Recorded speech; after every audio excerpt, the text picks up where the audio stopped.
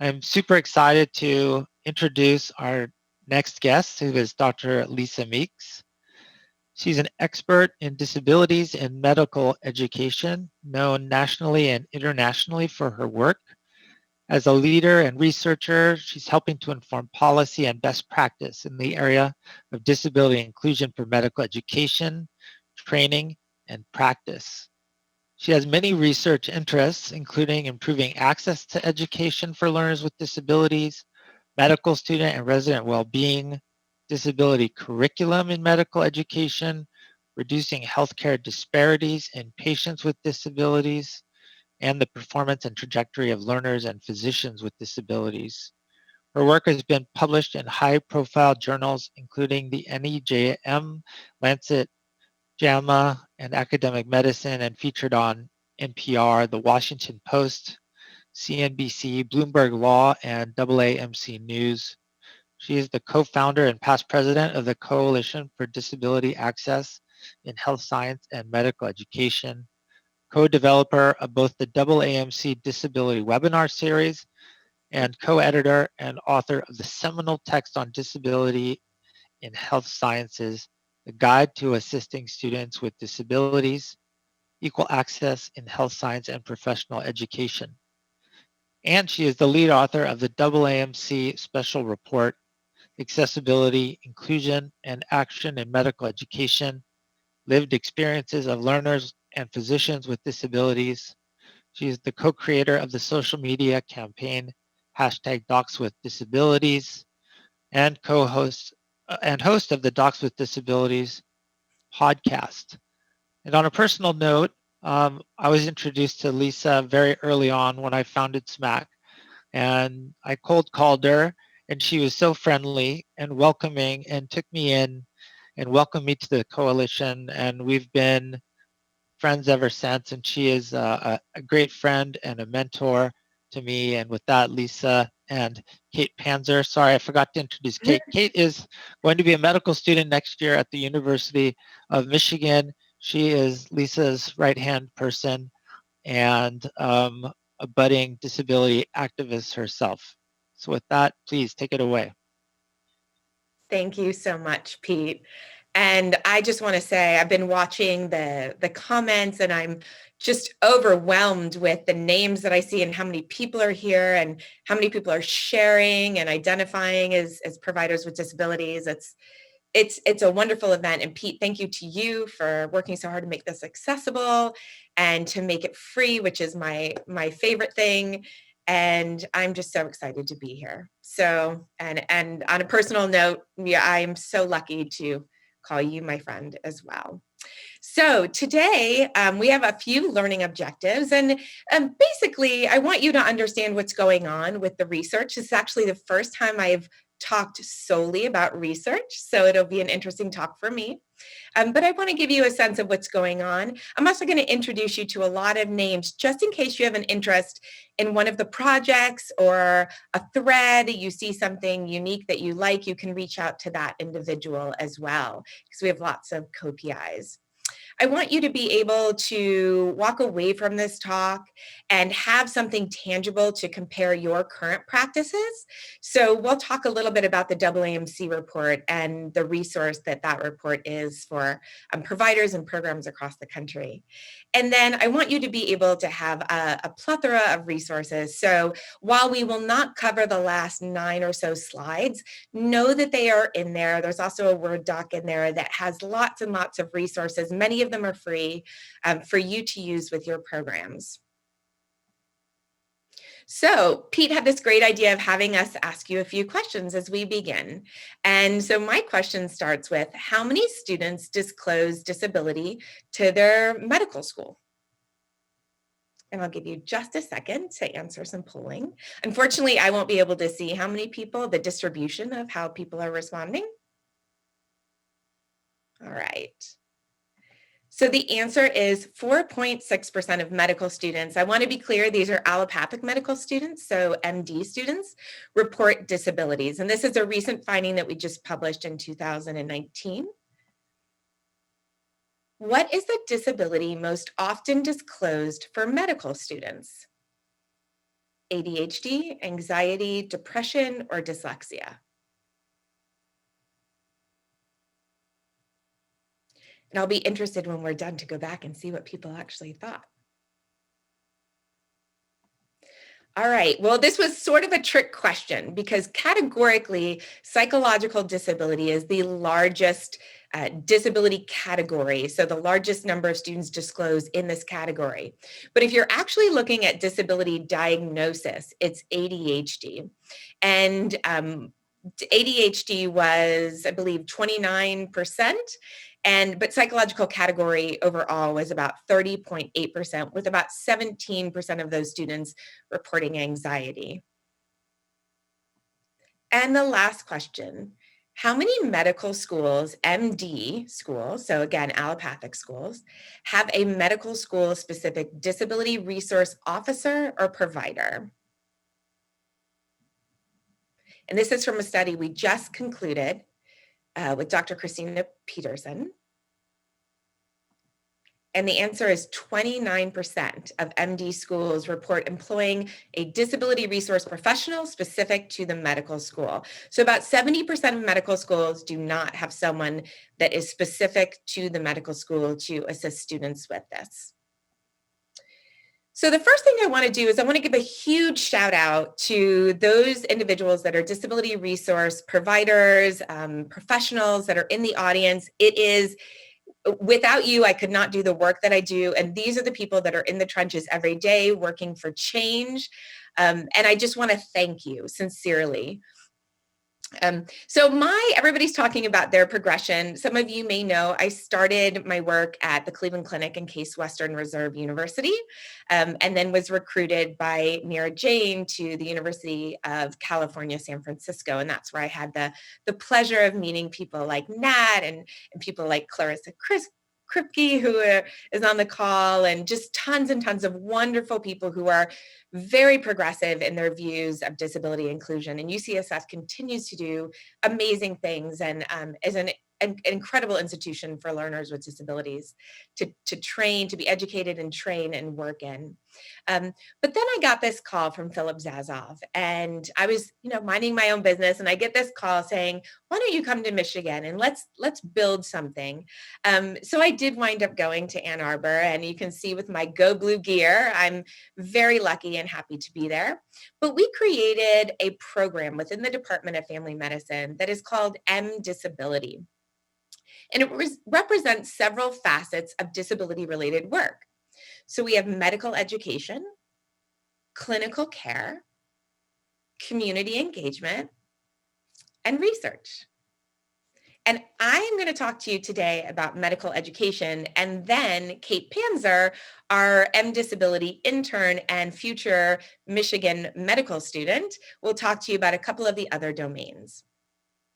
So in medical education, I want to kind of give you an overview of my research pathway. The first thing that I did, as you may be familiar with, and Nat talked about a little bit, is I started benchmarking the population. How many students with disabilities currently exist in programs? And while we started with MD programs, we're recently doing a DO specific assessment of prevalence. So thank you to the DO people who are on the call and who are giving us data as we speak. We're really appreciative. So the first thing we did is benchmark. Once you have a benchmark of a population, you can start to measure its growth. I don't know if you've ever heard the term, we measure what we treasure, but it's so true. And data is, there's a dearth of data, I would say, in the area of disability across many domains, and certainly in medical education. So we had to start with that benchmark, and now we've had our first cycle of growth. So we've had our second assessment in which we were able to compare and look at whether or not there was growth in this population. And for those of you who have read the article, we just published our findings in JAMA, and we had a 69% increase in the number of students with disabilities in MD programs. Now, we can't say for sure whether these are students who are newly matriculating into MD programs or whether these are students who, because of the changes in climate and culture, have now become comfortable and are disclosing to their institutions who didn't disclose before. But 69% is a huge increase, and we were so excited. I think we were overwhelmed, but very excited about the growth in MD programs. Then what we did was we started to look at the qualitative experiences for these students. So it's not enough to know that these students exist. And while I was in my, I'll call it a bubble at UCSF, where everything was wonderful and glorious, and we had incredible institutional support from the top down, and we were doing great things, I was hearing differences in the way other schools were operating. So I wanted to know, I wanted to get out of my bubble and talk to students and talk to providers and talk to trainees and see what was happening across the country. So we contacted the AAMC and asked them to help us and support these efforts. And they were amazing partners.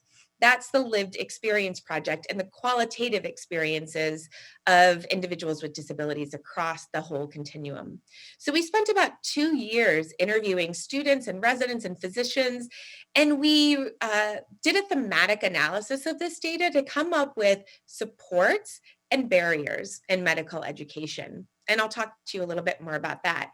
And right now, and I'm super excited, the thing that we're building right now is the performance and trajectory of learners with disabilities. So this includes how learners with disabilities compared to their non-disabled peers perform and traject through UME onto GME. And so I think we're going to be able to discount some concerns that medical schools have historically had about if we allow people to matriculate that have disabilities, they won't make it in our programs. And I can tell you anecdotally, that is not happening. People are very successful. And so we'll have the empirical evidence to support the anecdotal reports. So starting with that benchmarking, I want to also give credit and due to the people who came before me who were doing this research way back in 1996. You can see a few things on this graph. One is that some of the lines are in red, and those are studies that looked specifically at a type of disability. In these cases, it was physical and or physical and sensory. So starting with the first two, these cases looked at the prevalence of individuals with physical disabilities in medical education, and you can see that the numbers are really, really low. Starting with Eckmeyer in 2012, they looked at physical and sensory disabilities. So they started to expand the category by which they were benchmarking this population. And then, of course, in 2016, we did our original benchmark study, and we were the first study to include learning and psychological disabilities.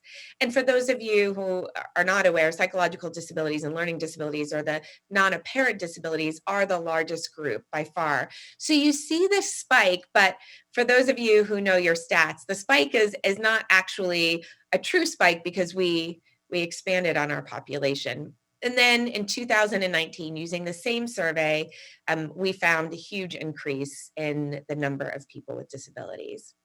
So I just want to give you a breakdown by category of those two papers that are out now, the benchmark and the first cycle. So the 2016 cycle, the largest category was ADHD, followed by learning, and then the third largest was psychological. We remain, physical and sensory remain small and small in numbers compared to their non-apparent disabled peers. And the total number for this population was 1,547. And I do want to mention the response rate was pretty high. It was 68%. So we do think these are underestimates for the reason that Nat and Pete talked about, which is not everyone is disclosing, not everyone feels comfortable. So even though we see some good numbers here, I do want to temper this by saying there are people we are definitely not capturing. And then in our 2019 cycle, psychological started to be the highest category, followed by ADHD, and then chronic health disabilities actually had a large increase as well. When we published these, we published a comparison of schools who had reported in 2016 and schools that had reported in 2019. And so there are 3 red arrows that denote areas of largest gain. And the first one is overall disability category, and that is 69% relative increase. The area of psychological disability had an 11.9% increase in absolute difference and a 58% relative increase. Well, chronic health disabilities had a 4.7% increase and a 35% relative increase. You can see, though, that some of the disability categories actually declined. And so I'm super excited about the work that Nat is doing, that Bonnie Sweenor is doing, that our colleagues are doing around physical, deaf and hard of hearing, and sensory disabilities, because those numbers actually decline. So we need to look to see if there are specific barriers to those specific disability categories that we're not capturing in our work to remove barriers. So I talked about the qualitative aspect of this work. And this led to this 2-year project, the Lived Experience Project, led to the what is called kind of colloquially the AAMC report on disability. And I just have to give a big shout out to Neera Jain, who I would not have had my job at UCSF. I certainly wouldn't have been able to do all of this work. But I also want to recognize that even back then, we had Stanford partners like Majiza Sanchez and Stacy Jones, who is now a resident at Stanford, and Alice Wong, who was brought up earlier today, and certainly our wonderful partners at the AAMC. But that work culminated in about a 100-page report that's called Accessibility, Inclusion, and Action in Medical Education. This report takes you through all of the barriers. It talks about our methodology, it talks about the law, the changes in court decisions, and then it thematically goes through UME and has a section specific also to GME. I think the best part about this 100-page report, if you don't want to read all 100 pages, is that in the end of the report, there are an appendices. And those appendices are delineated by the office that you work in. So if you're an admissions person, or you're a DEI person, or you are a disability person, it gives you all of the kind of recommendations that came out of the report. We refer to them as considerations. And so these appendices are literally check boxes that you can go through to kind of compare your current practices to the practices that were found to be the most inclusive in this report. One of my favorite things, again, this report is free. While you can buy it on Amazon for $13 in a book format, you can download it at the AAMC store for free. It comes as a PDF and certainly as an accessible PDF as well. So what were our findings? Well, I'm not going to go through all of them. That would take a lot of time. But at a high level, the structural findings, the structural barriers were uninformed disability service providers. And this is not to disparage disability service providers. Like I said, these are my favorite people. I am one of them, and they are in the trenches working for change every day. But these individuals have not been exposed necessarily to health science curriculum and clinical education. And so without this information, they're unable to make informed decisions about the most robust accommodations that you may have in a clinical setting, as Nat had said earlier. Lack of clear policies and procedures, and I believe Pete spoke to this, and a lot of people were mentioning this. If you are not giving direction, or your language or your forward-facing messages don't say to people with disabilities, we expect you to be here and we want you here, that is problematic. If there is no roadmap, people can't get to where they need to go. And then lack of access to knowledge about assistive technology. So sometimes I feel a little bit like a magical wizard. I'll be doing a presentation and I'll say, oh, well, you could resolve that by doing X. And people just look at you like, I never thought of that. We're using there's a lot of technology, and technology is at all of our fingertips. So even if something isn't designed for a specific task right now, there are workarounds and modifications if you just call the company, which in most cases they are really happy to make, because you know what? 1 in 4 people has a disability. And so anything that we can create and make more accessible is better for everyone.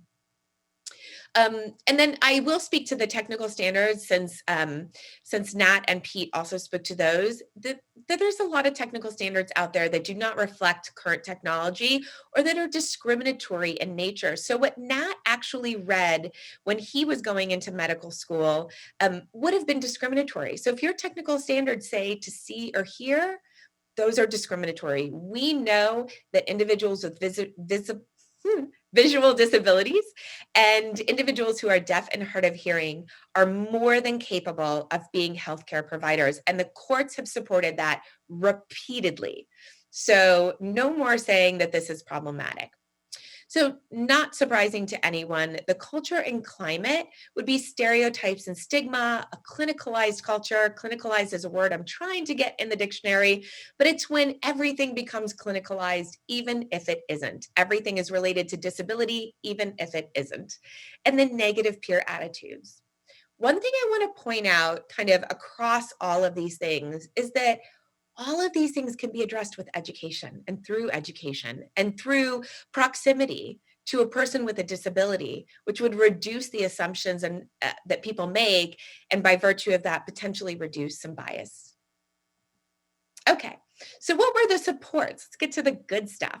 So, of course, in a lot of cases, it was the opposite of what the barrier was, right? Having an informed disability service provider or an informed group of administrators who were willing to do the work or excited to do the work, publicizing clear policies and procedures, having access to appropriate accommodations, especially in the clinical setting, revised technical standards that welcomed the opportunity to work with students with disabilities, and then culture and climate that was really accessible to individuals and that truly worked towards inclusion. And that is like, I laughed and said I lived in a bubble earlier, but I do think UCSF was a unique culture and climate across all marginalized groups where people really do feel welcome and valued, just no matter what their identity or intersectionality is when they come to that institution. So I'm just going to talk to you really quickly about a few of the projects that we have going on right now. The one that I'm the most excited about is the Pathway Project. This is a retrospective study of the performance and trajectory of medical students with disabilities, looking at the cohort of graduates in 2018 and 2019. I promise I won't get too researchy with you. Michael Kim, the Dean of Students at the University of Minnesota Medical School, is my partner in crime on this. We are co-PIs, and we have 12 institutions, including Stanford, who have agreed to work with us, and we are doing this analysis of how well students with disabilities perform compared to their non-disabled peers. And as I said, we're really hoping to have that empirical evidence to discount any concern about work and performance or trajectory. Here are some of our newest papers, and you'll see many of the facilitators and the speakers on this call today. I am blessed with peers and colleagues who are amazing, but you may be interested in reading some of our recent research. And then upcoming papers that we have coming out. So a little peek about what's coming. And I can't list the journal because those are the rules, but there are some great things coming out. And then a project that we actually have submitted the paper on, but it's that what I mentioned earlier with Dr. Christina Peterson about how US MD schools align with actually what we put out as a consideration in the AAMC report. And so you can see about, there's about 60% of the schools are not in alignment. So there's work to be done for sure. And I do want to give a shout out to my research manager who handles all of our projects, and that is Ben Case. He is the man, second to my husband, probably the most important man in my life because he makes the whole research enterprise move forward. So thank you to Ben. Working with Chris Moreland, who will talk about this in detail. So I will just briefly go over it. Success and attrition among deaf healthcare students and professionals. We are doing an institutional impact study right now. So those of you who are Dean of Students have probably gotten a lovely love letter from me, which is what I like to call my solicitation for information. And we're looking to see what the institutional impact is of non-accommodation on USMLE exams. The USDO program study that will mirror the MD study, and a legal trend study. So my team on that is Elisa Laird-Metke and Maher Budran, and we are looking at cases over the last 10 years that have helped shape medical education policy and procedure. And I have the pleasure of now turning this over to Kate Panzer, who has been an amazing support as well. Take it away, Kate. Thank you so much, Lisa. Thank you for all the work that you do, all this research, and for sharing that information. I'm really thankful to be here and for this opportunity to share with all of you some of the work that we're doing in Disability regarding disability in medicine and healthcare. First, I'd like to mention that all of the research that's being done in the Meeks lab really stems from observations that we've made either from previous research or from conversations that we've had with people. And one of the major themes that come from these conversations is the lack of mentorship for learners with disabilities, specifically from individuals, professionals, and faculty members with disabilities. As Dr. Meeks mentioned earlier, there were 4.6% of medical students who reported disabilities in 2019. And this really shows the need for this specialized mentorship that's really lacking right now, so that these learners in the pathway can get advice and learn how to adapt to some of the unique barriers that they may face. And to address this lack of mentorship, Dr. Meeks started a social media campaign called #DocsWithDisabilities on Twitter. And first, this is really just an opportunity for people to come together on social media to bring the community of professionals with disabilities in the health sciences to share their stories. And so I really encourage all of our participants for this conference to go onto social media to engage with this hashtag to see what other people have posted so that we can really strengthen that community. But I'd also like to mention that this social media campaign has been expanded to a podcast. So now we have the Docs with Disabilities podcast, and this podcast includes interviews where Dr. Meeks speaks one-on-one with individuals about their personal experiences and ways in which they've adapted to some of the unique barriers in medical education. I'd like to highlight our podcast team. We have Lisa, who is our faculty lead, and Dr. Joseph Murray, who is often our guest narrator for episodes. And then myself, I help to produce the podcast along with Lisa. And the podcast was started in July of 2019. And so far, we've had over 20 interviews and over 3,500 downloads of the podcast. And we're working on some research and scholarly work related to the podcast. So our first paper that was published regarding the podcast aimed to show that this podcast platform was able to provide asynchronous mentorship specifically for learners and students with disabilities in the health sciences. And when Dr. Meeks suggested that we write this paper, she also was familiar with a podcast that was created by the General Medical Council for the UK called Able Medics. And so along with their team, including Iona Maraki and Tanita Cross, the four of us worked on writing this paper and showing the potential of this podcast. And that was published in Medical Education in their Really Good Stuff category, which shows the innovation in medical education. And then moving on to our current work on this podcast, we're currently doing a qualitative content analysis of the transcripts from the podcast. And this is really to identify some of the common barriers that some of our interviewees have faced in medical education, and then using those findings to provide additional mentorship for learners in the pathway. And I want to take a moment to thank our research team. We have two co-lead authors, Swati Metla and Zoe Sheets, who have been working really hard to code these transcripts and to identify common themes throughout. And this podcast, this research is really meant to reach a wide audience, including learners in the pathway with disabilities so they can get that mentorship. And then we also want to reach administrators in medical programs so that they can learn more on how to support their learners with disabilities. And lastly, we want to reach the general public. We want to encourage people to see the importance of inclusion in medicine. And so Dr. Meeks and I just reviewed some of the current research and past research related to medical education that's being done by Disability faculty. And now I'd like to move on to some research that's being done in the clinical care space.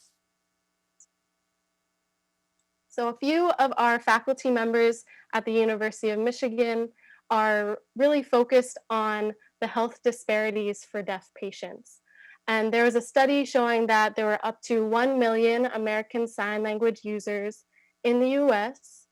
And we can go to the next slide, please. Thank you. And a lot of these health disparities for deaf patients revolve around not only poor communication between patients and providers, but also inaccessibility of health information. As you may be aware of, there's a lot of health information online, but a lot of it is in either spoken or written English. And so not a lot of information, health information, is available and accessible in American Sign Language. And that can be a major barrier for these patients who primarily use ASL. And this can ultimately lead to poorer health outcomes and inappropriate use of healthcare, including overuse of the emergency department. And to really address some of these health disparities, faculty members in Disability started the Deaf Health Clinic, which is really a healthcare model that is tailored specifically for deaf and hard of hearing patients and created by deaf physicians.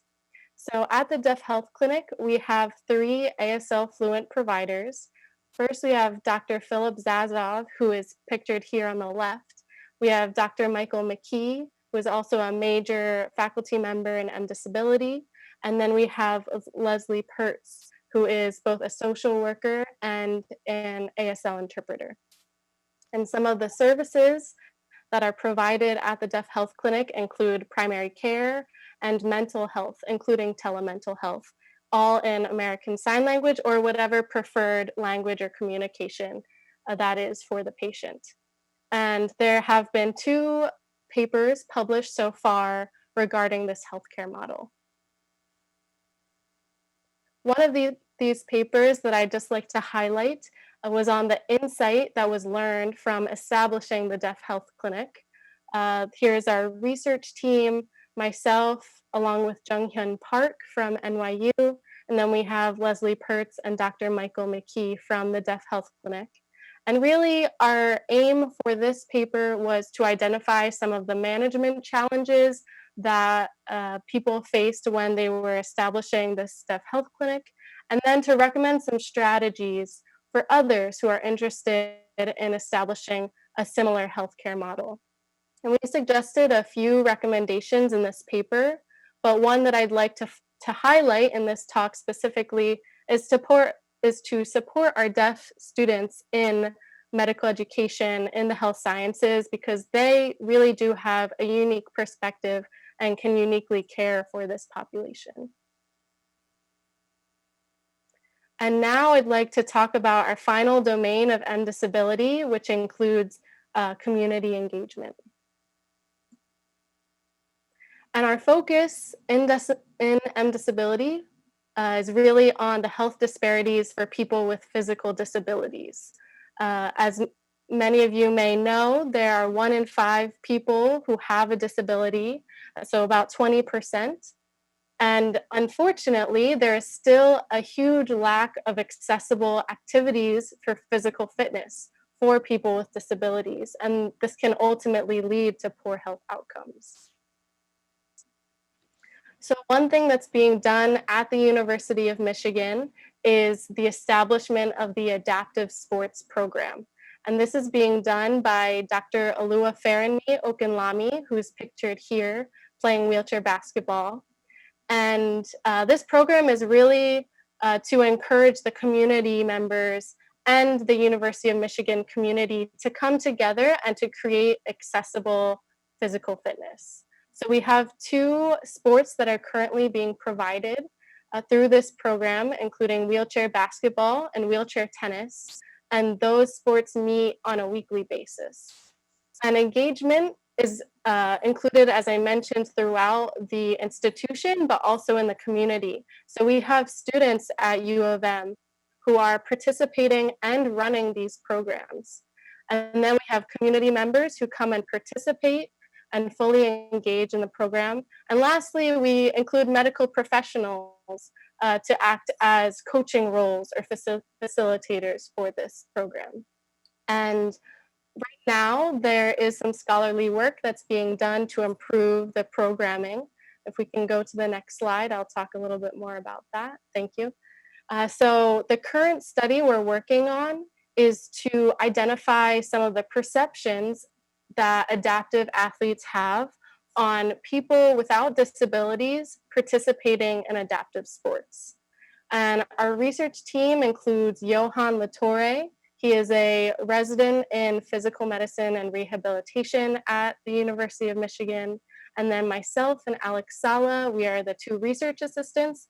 And lastly, we have Anna Kratz, Dr. Anna Kratz and Dr. Alua Faranmi Okunlami, who are both acting as faculty advisors for this study. And as I mentioned, the aim is to really understand what is important for adaptive athletes. What are they looking for in programs, and whether or not that includes people without disabilities as well.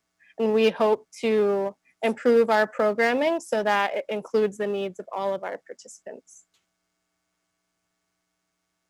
And we've come to the end of the presentation. I'd just like to highlight a few resources that we've provided in the slide deck. I won't go into them in detail, but you have these. We have several books that we've suggested, along with media resources,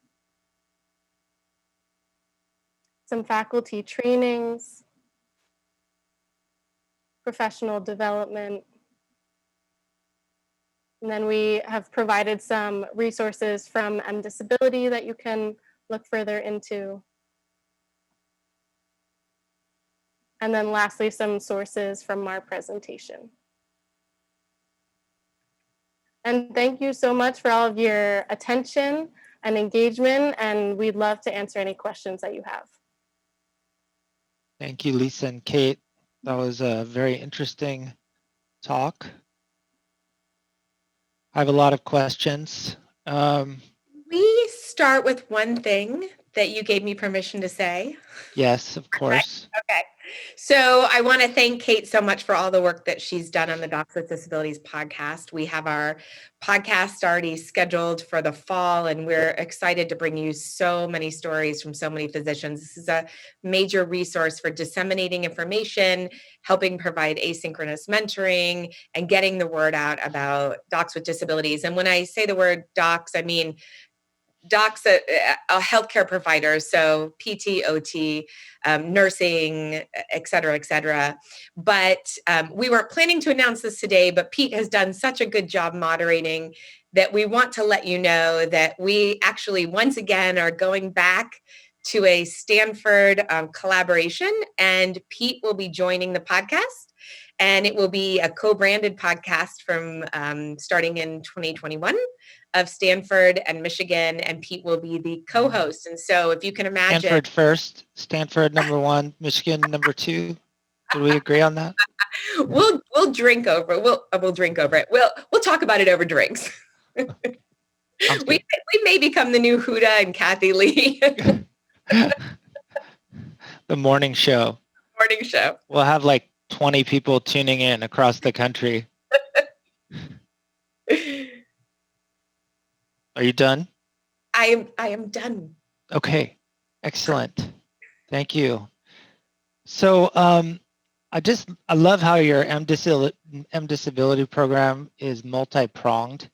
and that's what we're trying to do also with SMAC. One of the things we've started to do more recently is start what's called a PFAC, Patient Family Advisory Council. So pairing this specifically for disabilities. There are some that exist already for patients in the emergency department, for example, or patients who have certain kinds of cancer, but there hasn't been a disabilities one, and we're starting that to pair families and patients with staff so they can work together on projects that will benefit the population. And we haven't had much time to do community outreach, but I think that's also very important because there are so many community organizations out there that with which to partner, and it's hard to know where to start. So I was going to ask you, how do you do this? Where do you find the time to do all of this? Me personally or the team? Well, it's a team, as we like to say in Michigan. It's the team, the team, the team. Dr. Okunlami's done an amazing job with community outreach, and he really, when someone's good at something, you stand back and you let them do their thing. And so I think the same with the deaf clinic. Everyone has their expertise, and when we thought about disability and what we wanted it to be, we really saw it as an umbrella that would help bring together all of the respective work in the disability space and then have a centralized system. And Dawn Michael, I'll give a shout out to her, is our centralized system, our coordinator, to amplify the work and to get it out, to disseminate it, and make sure that people were aware of the resources in an organized way. And so we're starting to do some of that on our website. One of the things that we're doing is putting together a searchable legal database where people can go and look up cases that are relevant to their situation. And same thing with accommodations, same things with Docs with Disabilities campaign. As for my work personally, I have an amazing team. As I mentioned earlier, Ben Case kind of makes sure that my head doesn't explode on a daily basis. I have colleagues that are incredible. And I think when the motivation comes from within and when this is your kind of life's mission, it's a joy to do the work every day. And so you're just energized. And the people that I get to work with, you are no exception, Pete, we energize each other. And so I think it's that synergy that happens when like-minded people come together. And then we have students. And so I encourage anyone on the call to reach out to any one of the speakers. I hope I'm not speaking out of turn, but I know we have Meeks Lab meetings once a month, and I think we have 12 students in Meeks Lab. And, it's kind of a come and see what we're about. It's a great community and a space to feel comfortable with, your identity and the work that you want to do. And then the students create projects. And you saw Kate was first author on a project. All of our students, they come, they create projects, and they take the lead. They're the first authors. They get to do the work. And we're here really to support, provide that infrastructure and cheerlead for the next generation of people doing this, because it's not only do we need a pathway of providers, and I'm going to give a shout out to Tanya Fancher for the pathway instead of a pipeline, because we want to be really respectful of all of our individuals that are marginalized, and some of our Native American friends don't appreciate the metaphor of pipeline. So we talk about the pathway, but we need this pathway in every specialty and health science, but we also need a pathway of people doing the hard work, doing the research, interested in keeping it going, because, we will one day leave the academy. And so as much as we can mentor and sponsor other people, to me, that's my life. My life's mission has kind of shifted over the last few years from, doing all the work to encouraging and fostering and supporting a lot of the work. Yeah, I agree. I mean, MSDCI, the students in that group have been so inspiring, and so many of our initiatives have actually been thought of by them and led by them. So I agree that the students are key. Their energy and their imagination is contagious.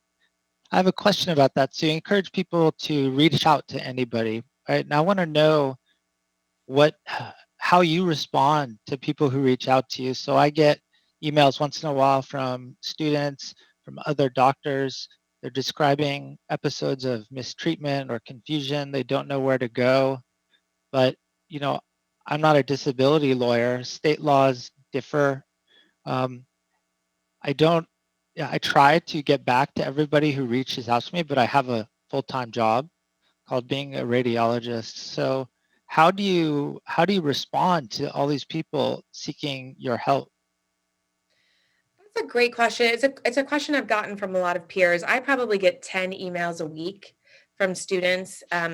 I have actually, I was speaking to the research part of it. If it's a student that wants to join, the research element, when it comes to, mistreatment or discrimination, I'm not an attorney. I never lead with the law, although I have absolute respect for the attorneys that have been involved in the landmark decisions that have really moved inclusion in medical education. So with all due respect to the work that they do, I don't lead with the law because I see this as a social justice thing. So I don't get involved in those things. And I just have, and I'm sorry to anybody in the audience who's received this email from me, you get, 2 sentences and it basically says, I don't consult on matters, of these matters, but here are a ton of resources that are available for you. And I would give them the M Disability, the coalition, a big shout out to the coalition for their website, which is very robust. And I don't endorse any particular attorney. There are some great attorneys doing work. I would say that for certain areas, look to see who's been successful, and and that's a good way to start. But I really want to lead with education. I also want to entrust or build trust with programs, with medical school programs, which is where I sit, or nursing school programs, so that they know that I'm there to support them in improving. And when we are improving, we're vulnerable, right? We have to admit what we don't know. We have to admit the mistakes we've made, much like everything that's happening in the country. Many of us have to say, I've been guilty of not doing something, or I've been guilty of not knowing something. And I want people to feel safe when they talk to me, to say, I don't know what I don't know, and not to feel like if I get a phone call from their student, I'm going to wind up embroiled in some, legal situation. I'm not there to judge. I'm there to help and to educate and to move forward and improve practices. So I would say it's tough. And I feel bad for the students who reach out.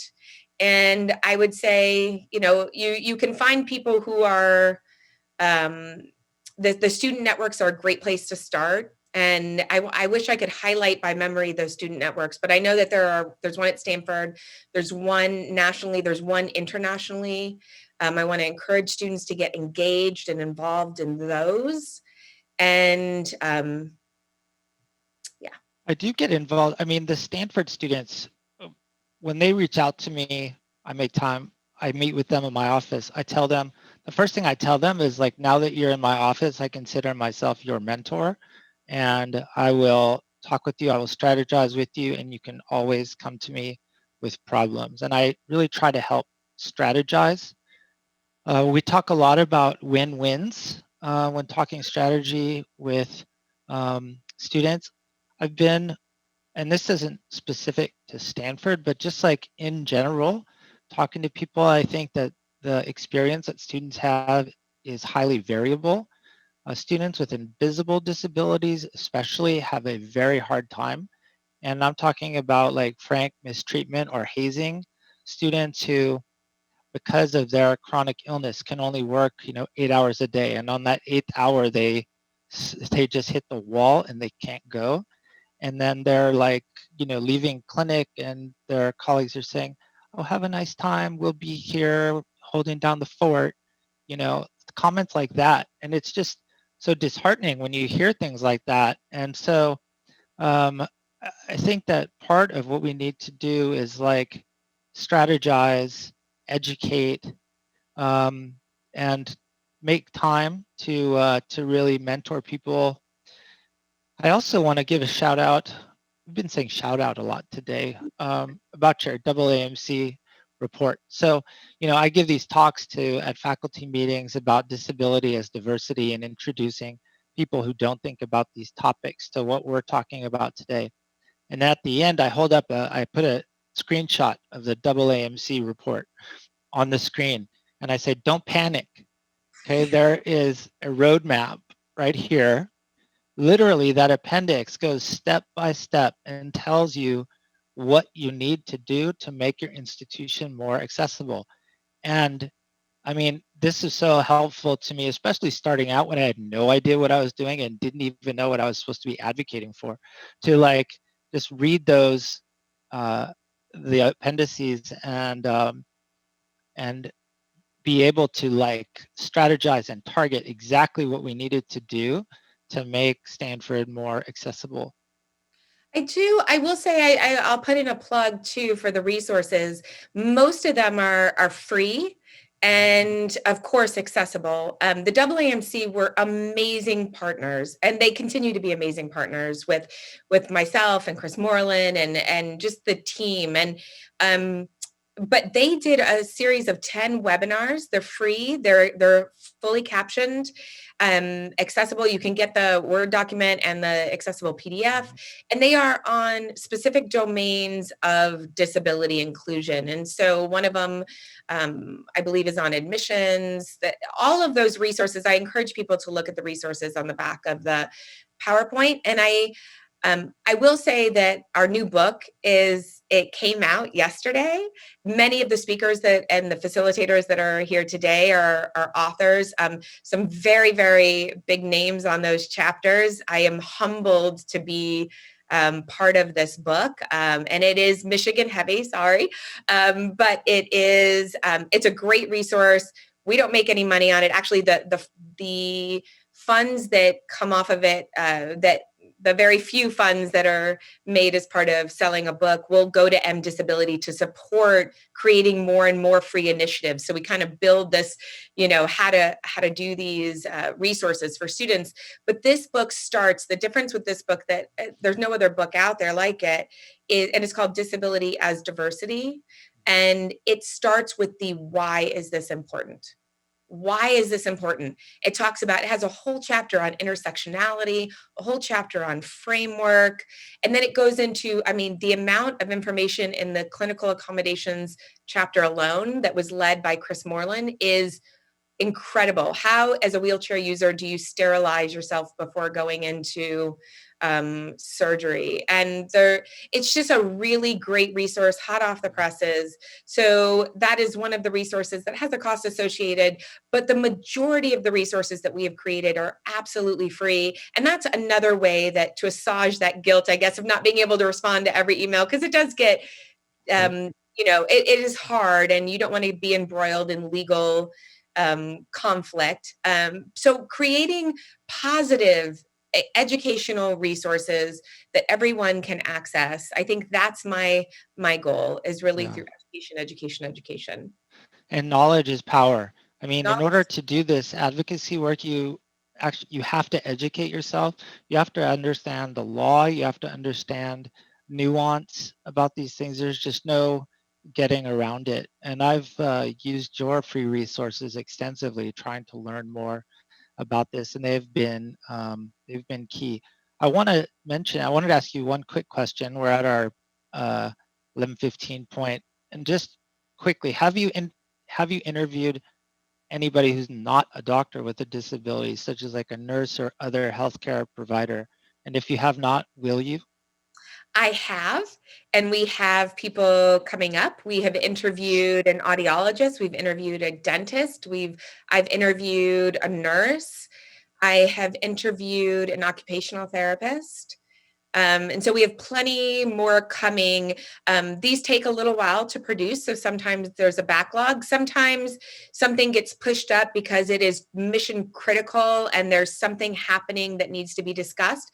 So I want to do a big shout out, for example, to Justin Bullock's recent podcast that was just on the heels of his New England Journal commentary, where he talked about being somebody with a mental health crisis and having thoughts of suicide, and how he was treated when he disclosed and asked for accommodations. And that was like, to me, there's just so many people going through that right now. I wanted to bump that up to be, you know, front and center. And we were so grateful to Justin for being so raw and sharing, you know, his story. And so sometimes it will be thematic of what's happening in I don't want to say politics, but what's happening in the news, what's happening in society, what's happening in medicine.